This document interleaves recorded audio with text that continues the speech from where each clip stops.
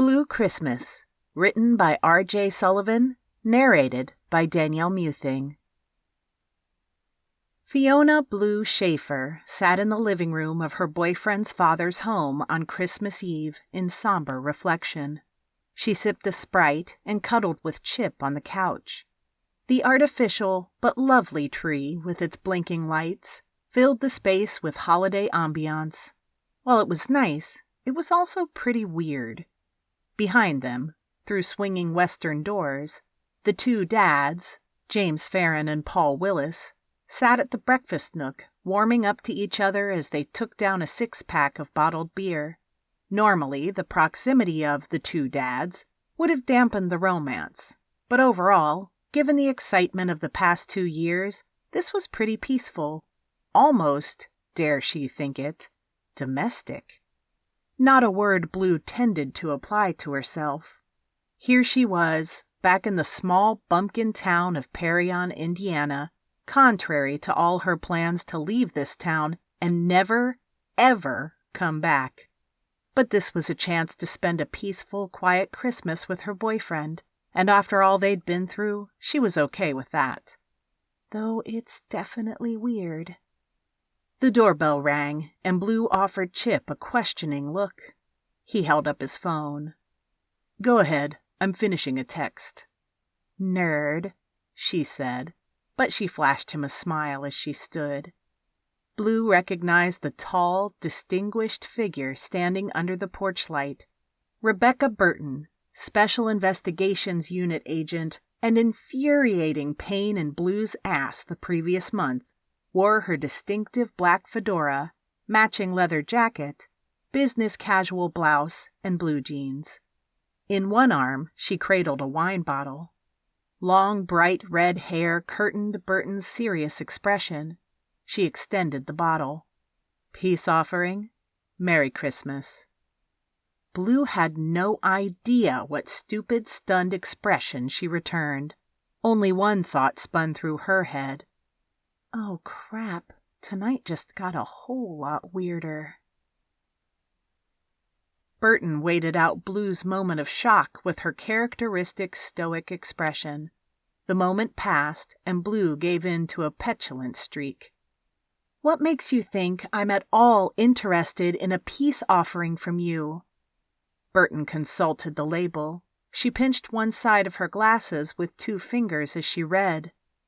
Sweet Inspiration, red port dessert wine, rich raspberry and chocolate flavor, bottled locally by Cedar Please come in." Blue stepped to the side to make room for Burton to step past. Chip looked up from his phone. A sharp intake of breath revealed his surprise, but he recovered fast. "Rebecca, it's good to see you." "And you, Eugene." The two dads had already stepped into the room, now a wall of parental concern. Shoulder to shoulder, they crossed their arms and made clear their demand that someone damn well better explain themselves. Blue went first. "Dad, Mr. Farron, this is Rebecca Burton. Chip and I hung out with her at Indiana University over Thanksgiving break," she finished lamely. Rebecca Burton, in fact, was a government agent who had saved Chip and Blue from certain death during their wild encounter with a cultist group that had taken over Chip's video game and sent them all on the wildest and most dangerous encounter of their lives. And that was saying something. In the weeks since, for several practical reasons, Chip and Blue hadn't hinted a word about this encounter to either of their fathers. Paul gave voice to the obvious. "Miss Burton seems a bit old to be a full-time student." "Oh, I'm not a student," said Burton, who reached into her coat and produced her badge. "Rebecca Burton, Special Investigations Unit. I was on-site offering my services to assist the local police on an urgent matter over the holidays. Chip was an invaluable asset." James Farron, a computer engineer himself, scrutinized her credentials. "How did 2 college students help with a state investigation?" Rebecca answered without hesitation. The university was trying to deal with some pretty sophisticated computer hackers. Eugene came highly recommended, and in fact, they both assisted me that weekend. Thanks to them, we broke up a ring of cyber terrorists. Blue averted her eyes. Damn, smooth as butter. If I didn't know she was lying her ass off, I'd have no idea. She felt her father stare upon her and knew her face flared pink. Even in the room of colorful blinking lights, she wondered if he noticed. Mr. Farron handed Rebecca her badge. Sounds exciting. In fact, I'm here to discuss using their services again. I'd pay them, of course. Mr. Farron stayed on topic. Chip never said a word about you, Miss Burton. Neither did Fiona, added Paul. Well, it wasn't really a big deal, Chip began. You assisted with a criminal conspiracy and didn't see it worth mentioning? Blue started. I'm sorry, Dad. It was a crazy weekend. Rebecca stepped forward. What Fiona means is, they were sworn to secrecy while we worked out the legalities of the case. She placed a hand on each father's forearm. From where she stood, Blue saw her father's eyes widen. Blue knew that, with skin-to-skin contact, Rebecca could channel considerable powers of psychic persuasion. You are both concerned, and believe me, I understand. We are leaving now, but your children will be safe under my care. Please don't let this ruin your evening. I'll bring them home in a couple of hours. In the silence that followed, Blue's pulse throbbed against her temples. Mr. Farron looked at her dad. That's fine with me. Want another beer, Paul? I think I'm due. Have fun, you guys. As the two dads retreated into the kitchen, Burton turned her back and addressed Chip and Blue. Let's go. I'll fill you in on the way. You promised us wine, said Blue. Later. Wait a minute, said Blue. What makes you think we're going with you? And, my God, Rebecca, do you need a carry permit for those hands? Your mother is in danger. That stung. My mother is dead. A flood of guilt froze her in mid-step. For the past few years, the specter of her mother could only visit her briefly in dreams and visions. And while Blue cherished those moments, it didn't make her mother any less murdered. Rebecca glanced back at the two parents, who looked oblivious to their exchange, before she hissed, Her spiritual presence in this realm is in danger. If we don't act, she may be cut off from this world, forever. Lead the way, said Chip, as he pulled the door shut behind them. They strode through the lovely night of fallen snow and dancing flurries, a perfect Indiana white Christmas Eve. This would have been a nice night to walk with Chip through the neighborhood while we kept each other warm with Christmas wishes. So much for that plan. Blue followed Rebecca to a sky-blue Buick. The last time Blue had seen it, the car had a shattered window, now replaced. Blue and Chip opened the back doors and got in, for no other reason than that they'd ridden in the back seat last time, when Rebecca's assistant, Sky McLeod, had ridden shotgun. And if I'm totally honest, Rebecca still creeps me out. Aloud, she asked, Where are we going? Your house. Oh. Technically, Blue had inherited her mother's property in Parion, the home where her mother had been murdered in cold blood. A house Blue vowed never to set foot in again. A house perpetually for sale in the years since. Though the property promised future money if the sale ever happened, the real estate agent faced one problem, a nearly insurmountable one. As far as the town was concerned, the property was one of 2 haunted houses in Parion, houses right next to each other. Sylvia Stalt, the mother of the most notorious criminal in Parion, had lived and died in one, and the home next door was the site of her mother's grisly murder. Most people had no idea of another connection between the homes, that the notorious criminal, temporarily awakened in spirit form, had committed the grisly murder. The killing had rendered Blue parentless, at least until word reached her estranged father in New York. Blue realized that Rebecca followed the short route from Chip's house to her mother's. She swallowed back bile. I really don't want to go there. We have no choice, said Rebecca. A cult of ghost-hunting druids has already gathered at your home. They're going to attempt to contact and exorcise the spirits residing there. Who tipped you off? Asked Blue. The Transit King. He's an informant from the fairy world who travels the public roadways. He frequently comes upon information of a paranormal nature. So what's it to him? I suspect he knew this lead would put me in his debt. Okay, then. Had anyone else said this, Blue would think they were bonkers, but she knew better than to scoff. Rebecca continued. If they succeed, they could banish your mother from the physical realm, permanently. Is that likely? Normally, Blue approved of vanquishing ghosts, but not when that ghost was her mom. I trust you are familiar with A Christmas Carol by Charles Dickens. Of course. Dickens set that story on Christmas Eve for a reason. It's a night when people all over the world remember loved ones no longer with them, and that makes it easier for some specters to interact with the living, if only for a few seconds. Blue couldn't deny that memories of past Christmases with her mom had already broken in on her holiday. As much as they'd fought through the years, they'd always called a truce during Christmas. In the dark, Chip's hand found Blue's, first tentatively, then enfolding hers in a clasp. Blue psyched herself. Whatever comes next, I'll be damned if anyone's going to take what's left of my mother away from me. Doug Fadden shifted his bulk on the living room couch of the late Leona Schaefer. The house, infamous after the murder committed within its walls 2 years ago, had no working electricity. The candles his 2 companions had smuggled in failed to reach the edges of the room where the shadows dwelled.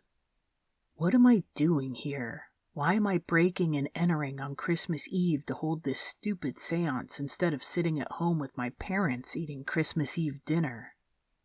Liz Dooley, seated on the other side of the couch, flashed a bashful grin his direction, her wavy blonde hair radiant in the candlelight.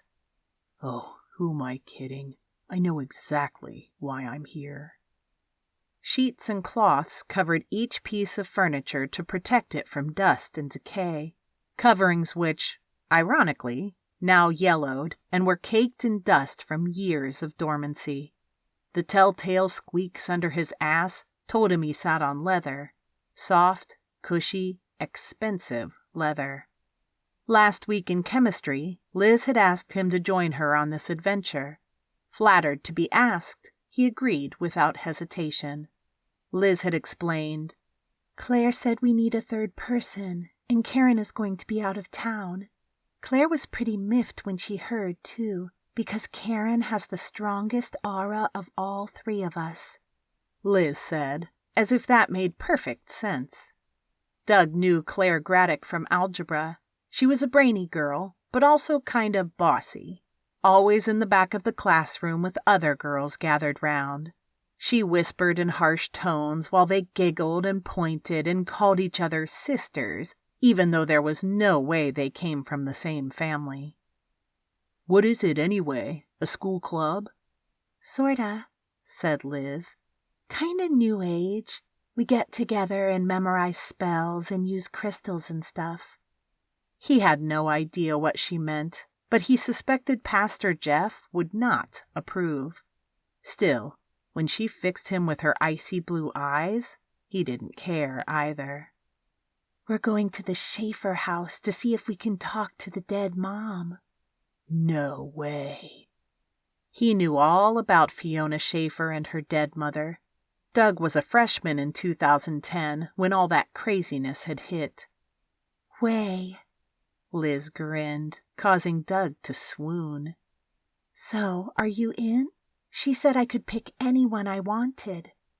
He'd agreed, but then, when he showed up this evening, they'd both found out that Liz had misunderstood an important detail. A boy? Claire had erupted as soon as Doug approached the house. You asked a boy to join our circle? Crestfallen, Doug hung back several paces. Liz pouted. You said I could bring anyone as long as I had a strong connection with them. Claire fumed. I meant... Oh, never mind. Liz has a strong connection with me? Doug's heart beat faster at her words. Liz and Doug had been friends for months. She shared all sorts of things with him. Favorite movies, favorite songs, teachers she wanted to punch in the face. Nothing he thought of as deep. For his part, he'd sit and nod and fantasize, too scared to speak his feelings aloud. Liz always finished, You're such a terrific listener. I can tell you anything. Liz tried to explain, but Claire just made a noise of disgust and turned her back. Look, said Doug, I don't need this. My parents are worried anyway, and... No, muttered Claire. We need 3 for the spell. Better a man than no one. Thanks for nothing. Behind Claire's back, Liz flashed him a radiant smile, rolled her eyes, and extended her hand. She just doesn't know you like I do. That was an hour ago, and Claire had hardly said a word since. Instead, she'd wandered around the front room while she rattled some rocks, lined up candles around the edge of the room, and waved her hands in the air while muttering to herself. In the meantime, Liz flashed him coy looks, only to turn away whenever he tried to meet her gaze. For his part, Doug tried to enjoy being in the company of 2 women, while also trying to ignore the potent aroma of incense and being down the hall from the scene of one of the worst crimes in Parian history. Claire lit the final candle, a large red votive one that sat in a base holder in the middle of the room. They'd moved the coffee table aside some time ago, and now Claire sat, cross-legged in the middle of the floor, before the candle. The flame lit the bottom half of her face to give her what Doug thought of as supervillain lighting, though he didn't dare say so out loud. Claire motioned for Doug and Liz to join her. Gather round. Liz dropped down smoothly, but for Doug, the trip to the floor proved more of a challenge. He stifled a wince, not wanting to draw attention to his general problem of being terribly out of shape. Now seated in a rough triangle around the candle, Claire extended a hand to each of them. Liz placed her hand in Claire's and extended her other hand to him. God, I hope my palms aren't sweaty. Doug wiped his hands across the legs of his jeans. Hoping he looked casual, he reached to either side and closed the circle. Claire returned a firm grip, while Liz's hand, he couldn't help but notice, trembled. Brace yourselves, Claire said. We're gathered in a place of unique convergence on a night of great spiritual activity. We sit in proximity to not just one gateway to the spirit realm, but 2. 2? Liz tipped her head toward the house next door. This house and Sylvia's home next door. Doug heard himself gulp. Spirits from the Stult house may join us? Anything is possible. Claire's hand squeezed Doug's in sudden urgency. This is why we must focus on our true intentions tonight. We're here to contact Leona Schaefer to get to the truth of her murder and perhaps learn the identity of her murderer. We are? Doug considered. Why go through all this to contact a spirit just to make her recount the most traumatic moment of her life? We already know she was awakened by an intruder, tried to defend herself, and was killed anyway. Leona, Claire called. Hear our voice. Come to us. Tell us your story so you can be at peace. Leave this house and cross into the spiritual realm. After a pause, we are here to help you. To Doug's shock, a voice answered, a dry, crackling voice like dried leaves. Now that's a lie, and you know it, girlie. You've no interest in helping her, none whatsoever. Startled, Doug turned to the source of the voice. In the corner, in the recliner, sat Sylvia Stolt, still rocking and her hands still knit on the shapeless whatever it was over her lap. The sight brought back memories, mostly unpleasant, of his childhood encounters with Sylvia while she still lived. The creepy old lady spent years freaking out every kid who drifted anywhere near her porch, sharing bizarre stories and, in retrospect, words of wisdom.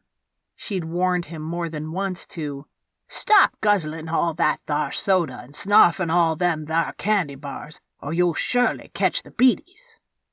He'd always run home to his mother, who promptly gave him another soda to calm his nerves. Last year, the family doctor had put him on oral insulin. Still, he'd greeted the news of her death with relief. The last thing he wanted was to see her here in the living room. Go on, girlie, Sylvia taunted. Tell the truth for once in your life, or I suppose I should say, your pathetic existence. The front door rattled. Doug jumped, alarmed. If he could have coordinated his limbs, he would have stood and run for it, but he was on the ground, stuck. Oh my God, who's that? Who's that? There's a ghost at the door. There's... Liz looked from the door to Claire to Doug and back again, her eyes wide. Oh my God, the door's still rattling. We need to... And with that, the door burst open and a figure stepped through. In the dim light, Doug could barely make out a female form. As the figure came forward, Doug's heart skipped. Leona, it's her. She's back from the grave too. Then he noticed the blue tint to the woman's hair, and recognition set in. Fiona? It's Fiona. Fiona wasted no time with pleasantries. Get the hell out of my house, all of you!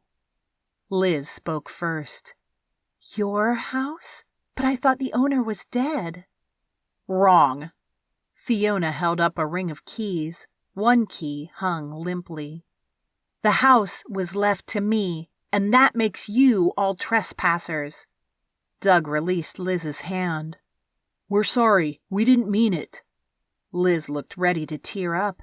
Claire, however, refused to release his hand. Ignore her. Don't break the circle. Liz's eyes flashed anger. You know, this was fun, but I'm done now. No kidding, said Doug. Don't you dare. Not until my revenge is complete. Revenge? Blue exclaimed, matching Doug's internal thought exactly. Get out, or there's going to be trouble. Not until I've reached your mother. Sylvia spoke up. Not gonna happen, girlie. I already warned Leona away. She's under my protection. Claire snarled. Fine, then I'll go through you to get to her. Wait, shouted Blue. Who are you? What do you want with my mother? A tall, authoritative presence entered behind Fiona. Be cautious, Fiona. She's not who she appears to be. Claire cackled, and Doug did a double take at the noise. What's the matter? Don't recognize me? Or rather, who I used to be? Get out of the house, or I'll throw you out. As Claire rose to her feet, she drew out a knife, though Doug missed where it had come from. "Remember, Blue? I told you the last time we met that I'd find a way back, and when I did, I'd find a way to destroy everyone you love." Fiona's eyes widened. "Marta!" Doug watched, baffled. He was done with the prank. He just wanted to go home. Though the body before her stood taller and had a more athletic build, Blue recognized the insane expression on the face, the same as the woman Blue had killed 2 months ago. In self-defense. It was self-defense. The Marta stand-in motioned with her knife. "Clear the way to the door, and I'll let you all live." Blue scoffed. "If you're really Marta, you couldn't successfully stab a piñata if you were straddling it with both knees." Instead of moving toward the door, the Marta stand-in dropped to her knees behind the timid blonde and brought her blade to the girl's throat. Blue didn't take her eyes off the blade. She recognized the design, the ceremonial knife used by the Sisterhood of Bellina, identical to the one she'd taken from the flesh and blood Marta. Unfazed, Blue reached toward the sheath on her belt loop and folded her fingers around the handle of an identical knife. "I learned my lesson last time, Marta. These days, I'm always prepared for life's little emergencies." "I'll kill her," Marta snarled. "Get away from the door. Move it." Before Blue could answer, the guy yelled, "Let her go!" "Dougie," the blonde girl called out. "Stay back. She's crazy." "Let her go." The guy drew his fist back and slammed it into the side of stand-in Marta's head. Marta shrieked and dropped the knife. The blonde girl rolled aside. Blue leapt, and moments later she straddled the Marta stand-in's body and pressed the edge of the blade against her neck. "No!" Well, well, well, isn't this a familiar standoff? Stand-in Marta strained, but Blue pressed her advantage with the knife. "Blue!" Rebecca's voice reached her, full of urgency. "That's not Marta, Blue. Remember that. That's not really Marta. It's just a shell, a body Marta took over, just a few minutes ago." The Marta stand-in strained and pressed against the knife. "I'm quite willing to slay this body to make you move." Blue threw her knife aside, but reached out and pinned the body down with both hands. "Rebecca, if you have a thing you can do, now's the time." "On it." Rebecca crouched next to the woman and placed a hand on either side of the woman's head. "Leave this body," she commanded. "Return to the spirit realm. Leave this body and never return to another. I forbid it." "You forbid?" The woman still struggled. "You cannot forbid me. You don't have that power." Beneath Blue's hands, the body gave a final shudder, then went slack. Rebecca stared intently at the inert form. "Actually, I do." A moment later, the woman's eyelids fluttered and she opened her eyes. Her confused look could not be faked. "Who are you? What's going on? Get off me!" Blue rolled off the girl. The woman struggled into a sitting position. "We were in the circle, about to contact the ghost." "Okay, seriously, get the hell out of my house," Blue snapped. "Now!" Rebecca flashed her badge at the guy. His eyes squinted, then widened. "Agent?" Rebecca made a show of producing her cell phone. "I'm calling the police. You 3 should not be here when they arrive." "What happened?" the Marta stand-in asked. The guy and the blonde girl were already on their feet. The boy reached toward the Marta stand-in. "Later, let's just go." The 3 were out the door before Rebecca finished dialing. Blue sighed. Great, another long night answering questions at the police station. "Hello? Is this Paul or is this Jim? Blue and Chip exchanged a look. So she's not calling the police after all. Paul, I'd like for you and Jim to please bring the bottle of wine and enough glasses for everyone to share.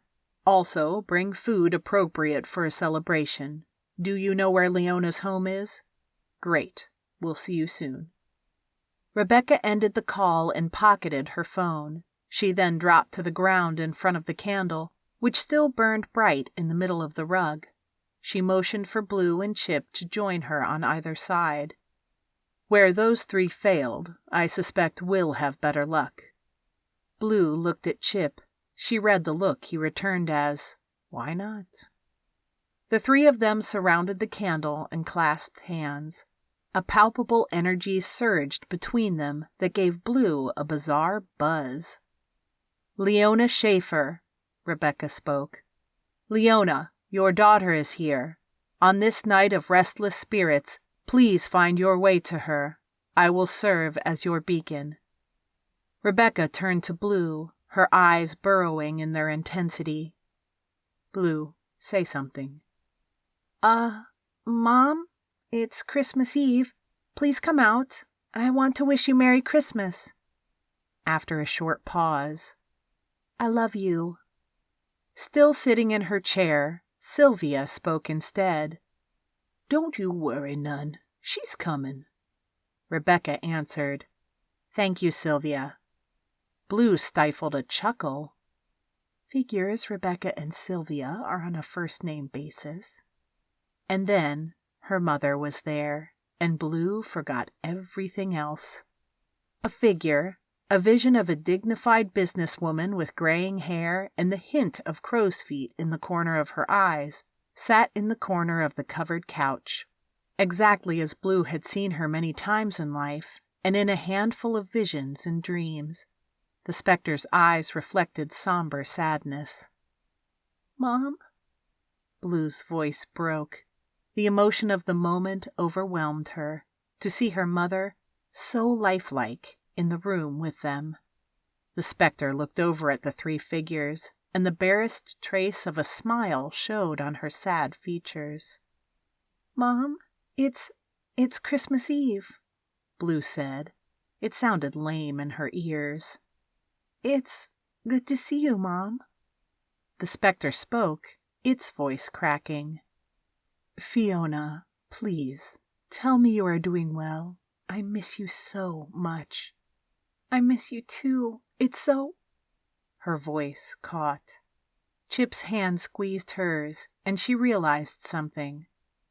Mom, this is Chip, Eugene Farron, the guy I told you about the night that... Well, we're together. We met, Chip offered. Sort of in a dream. Hello, Miss Schaefer. It's good to see you. He hesitated. Blue realized his quandary. What do you say to a ghost? In person? In the flesh? While awake, he finished. The ghost cracked a smile. Thank you, Chip. Thank you for protecting my little girl. Blue rested her gaze from her mother to look at Rebecca. If I tried, can I hold her? To Blue's surprise, Rebecca nodded. The paranormal forces are strong now. You should take advantage of. But Blue was already on her feet, and mother and daughter locked in a tender hug. Blue sat next to her mother on the couch. Her tears wet a spot on her mother's shirt. Her mind raced with questions about how that worked, but she ignored them. This is the best Christmas present I could possibly ask for. Delicate fingers stroked Blue's hair. Me too, baby. Me too. The door creaked open behind her, and Blue pulled herself into a seated position. Her dad walked in first, followed by Jim. Her dad's eyes widened at the sight of his estranged, dead lover and the mother of his only child sitting and looking at him from across the room. My God, Words failed him, and the bottle of wine and containers in his hand began to slip. Chip rushed forward, caught the items, and backed away. Leona, too, looked away. Paul, Blue reached out and put a hand on her mother's lap, then reached with her other hand toward her father. Please, Dad, don't ask how. She's here for a little while. It's what Rebecca does. Paul held a clenched fist before his mouth as his eyes widened. Blue could see him try to accept this impossible moment. Finally, his body shuddered and he dropped his hand. Lee, it's good to see you, truly. Her mother didn't smile, but answered, "Thank you, Paul. I'm sorry." No. Her dad's voice cracked.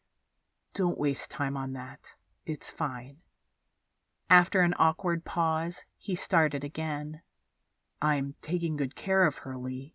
As soon as I heard, I took her in. Fiona's growing into a very special person. I'm very proud of her. She's safe and she's happy. Her mom said nothing, but her eyes glistened. Her dad looked away from the ghost and looked at Blue as if for guidance. What's appropriate here? Is Merry Christmas even the right thing to say? Unable to see from her own tears, Blue reached out toward each of her parents. Just come here, both of you. Blue basked in the midst of a warm, loving embrace, her sniffles mingling with the rest. With every moment, she was afraid her mom would vanish without warning. The three of them separated some time later, and Blue faced Chip. He held out a wine glass half filled with red liquid. She accepted it gratefully. Rebecca extended her own filled glass. "Blue, I'm glad I could do this for you, brief as it must be. In a fair universe, your mother would be here with you, in the flesh, enjoying the holidays. Unfortunately, I can't make that happen. Nevertheless, Merry Christmas." Blue sat, speechless. The wine tasted sweet, then bitter. The hint of chocolate and raspberry made for a decadent aftertaste. She couldn't talk, and if she could, she wouldn't have been able to express her gratitude. Rebecca Burton creeped her out, but she also had saved her sanity, her future, and now had made this moment possible. She found her voice. Dad? Yes, hon? Would it be possible to, can I buy the house? Paul's shocked expression faded as fast as it had appeared. You inherited the house. It's yours. We just have to take it off the market. The estate has been making payments for. He stopped in mid-recitation. But do you realize what you're saying? Chip turned to face her. You said you never wanted to return to Parion ever again. I know what I said, but look, I still have years of school. It's not like I'm moving in tomorrow. She turned toward the vision of her mother. But a girl's entitled to change her mind. Indeed she is, said Rebecca. And on a related topic, a few weeks ago I had offered you a job. On Team Rebecca, I remember, but then you rescinded the offer after I said I needed time to think about it. I have done so. Blue noticed the curious look her father gave them both, but followed Rebecca's lead and pretended she didn't see it. Rebecca continued, If you're still interested, I will pay you a visit after the semester restarts so we can discuss details. Once again stunned speechless, Blue could only nod. Rebecca raised her glass. To Christmas, a time for remembering, a time for new beginnings.